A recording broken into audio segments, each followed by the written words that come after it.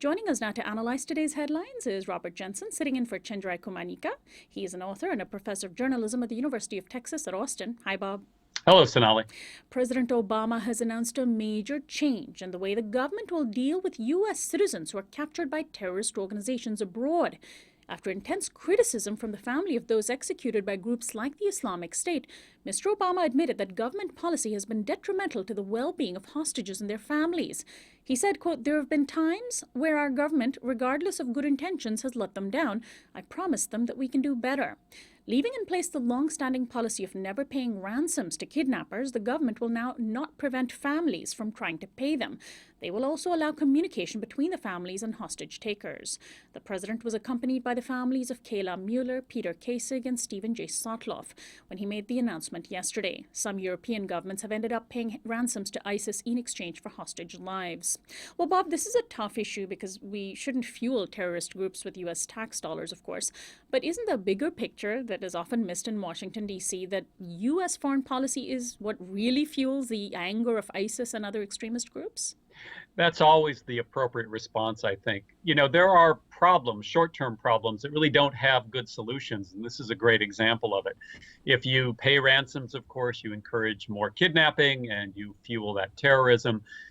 The real question is, why is the U.S. so hated in the Middle East? And the answer can't come in the short term. It's got to be looking back over 4 or 5 decades of really irresponsible policies and a commitment to changing that policy. So people say, well, that's all, kind of abstract and theoretical, but it's very concrete.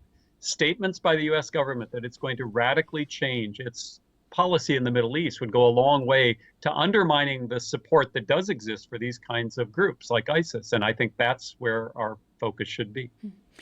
And speaking of terrorists, just a week after the brutal massacre of 9 African Americans at Emmanuel AME Church in Charleston, a new report was released on right-wing terrorism in the United States.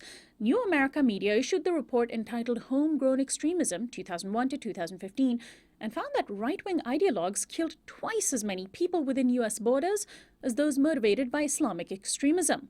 One Muslim spokesperson told the New York Times, quote, "With non-Muslims, the media bends over backwards to identify some psychological traits that may have pushed them over the edge. Whereas if it is a Muslim, the assumption is that they must have done it because of their religion." The report's authors used the commonly accepted definition of terrorism as an act of political violence against a civilian target by someone other than a state.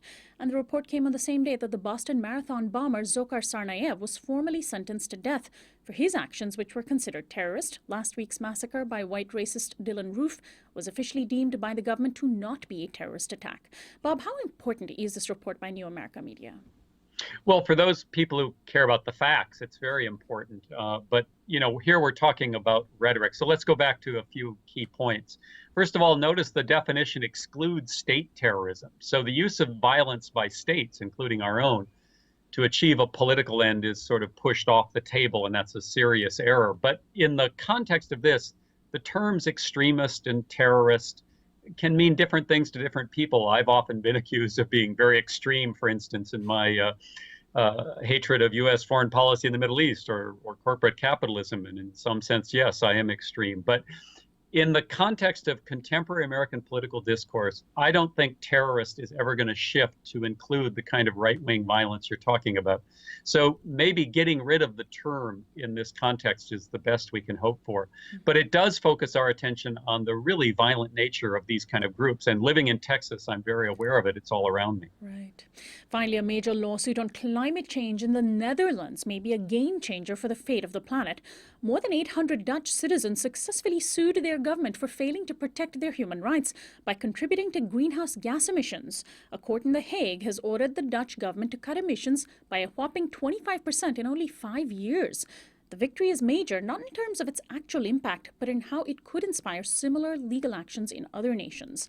Meanwhile, here in the U.S., the oil giant ExxonMobil has been forced to temporarily shut down operations at 3 of its offshore oil rigs after Santa Barbara County in California refused to issue an emergency trucking permit. ExxonMobil applied for the permit after a major oil pipeline carrying crude oil burst near the beach, covering sand and water with fuel. The spill killed hundreds of marine birds and animals. Bob, what do you make of the climate victory in the Netherlands?